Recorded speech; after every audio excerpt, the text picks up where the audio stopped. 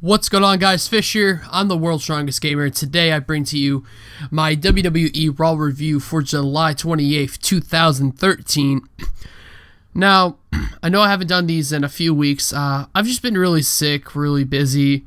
I explained that in my Walking Dead of episode 2, which I'm pretty sure this will come out before it, so that doesn't make any sense the way I said it. But, you know, whatever. I am going to try to get these back up and going as much as I can. I really like doing these, and I just like doing them, and I want to do more of them. So let's just get started as I hit my stupid pop filter. Man, already going bad. But let's just keep going. I'm tired. It's late. I want to go to bed so I can go to school tomorrow and work. Yay. Alright, so as you know, this was a Raw Roulette night because they're in Las Vegas, you know, because there has to be some gimmick with WWE, right? Well, like I said, Raw Roulette. Now there's three wheels that I have to deal with, all worse than the last, but none worse than what Vicky Guerrero was wearing tonight. Seriously, it was like a button collar thing dress. That's stupid. I don't know about you, but I thought it would look pretty stupid and ugly. But, you know, let's just continue on going into the Punk promo that also opened the show. Now, I really enjoyed Punk's promos, just like I do with all of them. You know, very angry, obviously, you know, pissed off that he lost the WWE Championship after 400 some days. It's a long time to be WWE Champion. You know, that's about when I started watching wrestling legitimately again, when he just became champion, which is pretty cool. So he made himself, you know, a good case of, you know, feeling pretty bad that, oh, I'm not WWE champion anymore. That sucks. And, you know, why he got screwed out of it. And then Vince McMahon comes out and says he has video proof that Heyman is working with the Shield. Well, I'll get to that a little bit later then. So the first match of Raw Roulette was Randy Orton versus Antonio Cesaro, with The Miz as a special guest referee. Now, I don't know who gets to choose the special guest referees, but, you know, it seems pretty unfair to Cesaro to have someone from your past, someone that you just defended your title against last night, and then have them be the special guest referee for your match. Seems a little bit biased, but, you know, whatever. You know, overall, it was a good match. Weak finish with, you know, the special guest referee interfering and then making sure the other guy wins. But that's with all, you know, special guest referee matches. That's kind of their thing. And I guess they're going to keep the Antonio Cesaro Miz storyline going, at least until Elimination Chamber. And now, the next part was Ryback versus the Primetime Players in a Make Me Laugh contest. I think that's what they called it. But I got a joke for you. I think it's going to be a lot better than what both of them had to say. Why did the YouTube commentator leave the room? Because the segment was stupid. Now, I like Ryback, and I like the Primetime Players from time to time. But seriously, this whole segment was stupid. I do like seeing Matt Striker get beat up from time to time, but that doesn't make up for the stupidness of this. Now, the next match was Bo Dallas and Wade Barrett in his Barrage. Now, I kind of wasn't paying attention to this match because I was studying for some homework stuff, and my bad, but I did see the way that Bo Dallas won. I guess somehow they're going to keep this rivalry going. I guess this is going to be his call up into the WWE, being able to beat the Intercontinental Champion. I don't think he's going to get the championship, but it's going to be a good starting point for him in his WWE career. Now, the next match was John Cena versus Cody Rhodes. Dear God, did they really do a tail of the tape of John Cena and Fred Flintstone? Some of the things WWE does is pretty stupid, I gotta admit.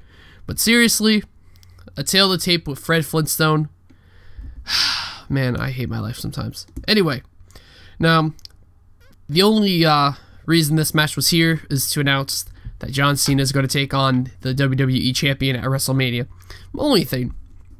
I guess in the meantime, they're going to have the Shield versus John Cena, Sheamus, and Ryback at Elimination Chamber. At least that's what I got from this, with Elimination Chamber only 3 weeks away. Pretty quick in between pay-per-views. I guess that's what they're going to go for. But that's pretty much about it for that one.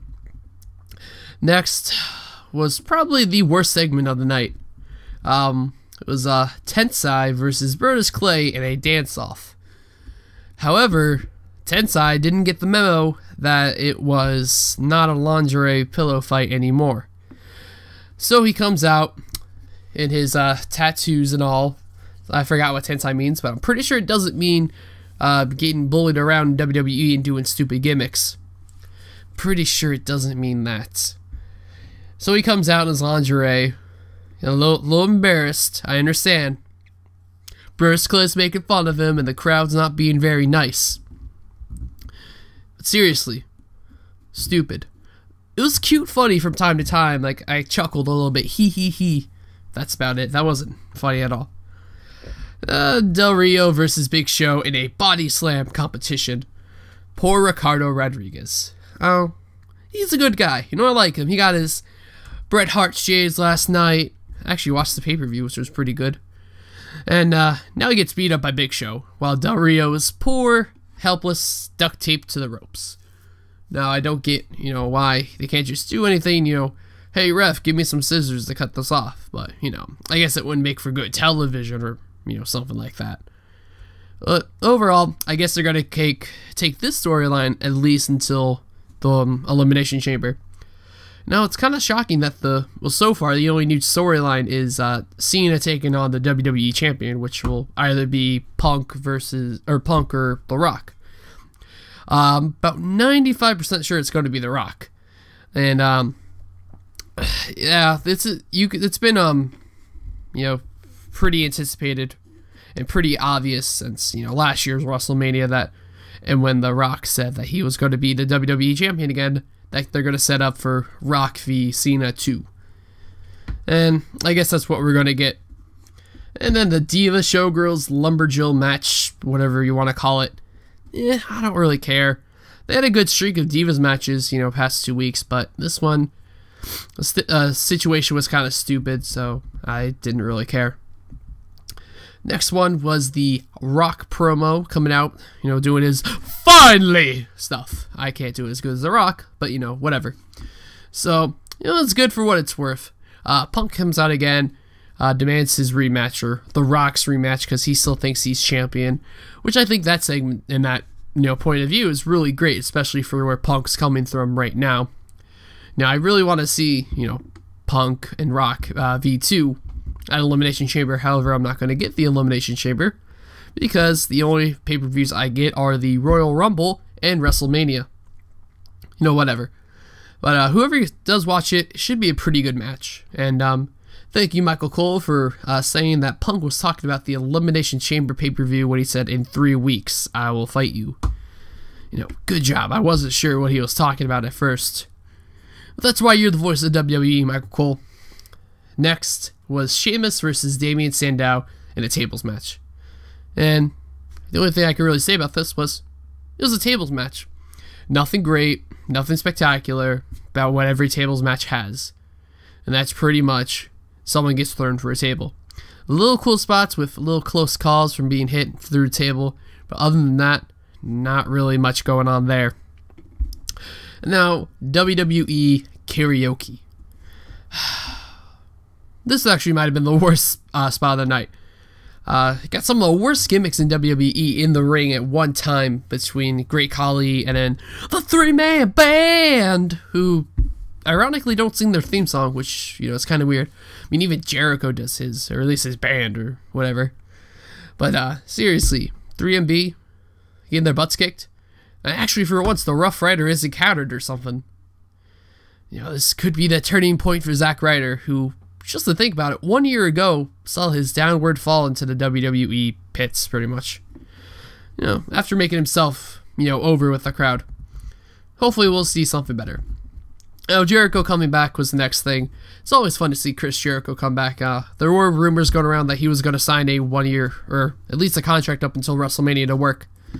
And I guess they're going to go back to the Y2J Dolph Ziggler rivalry, which can be very interesting. I think that's just going to give Ziggler time before he cashes in his Money in the Bank. I'm assuming right now at WrestleMania.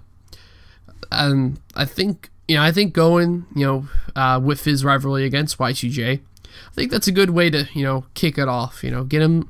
He's probably not going to get some wins, but, whatever. Now the match that led up to that, using the strange Bedfellows match stipulation, was Team Hell No versus Ziggler and Jericho, or Jericho, as some people call him. A fun match to introduce Jericho back in the WWE. Kind of cute part where, Jericho punches Kane in the back, leaves the ring, and then Ziggler's in there to take the brunt of the punishment. I guess it was okay for, what it was worth, but not really that great in a not really great Raw. Now, next thing I want to point out is it's really cool seeing Trish Stratus being inducted into the WWE. She was in her prime when I really started watching wrestling when I was about 11 or so, and definitely one of, if not the best, WWE divas. In my opinion, really kicked off that really great stint of divas when you got Trish Stratus, Lita, Mickie James, but after them and a few others like Tori Wilson, Stacy Keibler, a few others, it kind of really went downhill. They went to be more models than athletes instead of, both. Like I said, really deserves it. Really great, divas wrestler, and really great to see her in the Hall of Fame right now. Or at least going to be, come WrestleMania weekend. And then the last thing was Paul Heyman and Vinnie Mac. Now, Vinnie Mac doesn't get an entrance on his own show. That's pretty sad. Hashtag sad. Okay, I had to get one Twitter reference in tonight. It's WWE after all. Now, it was an okay promo by both men. Nothing really that great, but it was mainly used just to bring Brock Lesnar back. It was kind of weird how they introduced Paul Heyman being involved with the Shield and Brad Maddox, or Brad Maddox, as everyone calls him. It's just that random video by Maddox's camera guy. But the thing I don't get is, how come every time someone's about to get fired, someone comes out, interrupts them, and then they're not fired anymore? Doesn't make sense. But anyway, that's going to do it, guys. Hope you guys enjoyed the video. Follow me on Twitter at WSGFish. Link in the description below for more awesomeness from me. And I'll check you guys later. See you next time. God bless.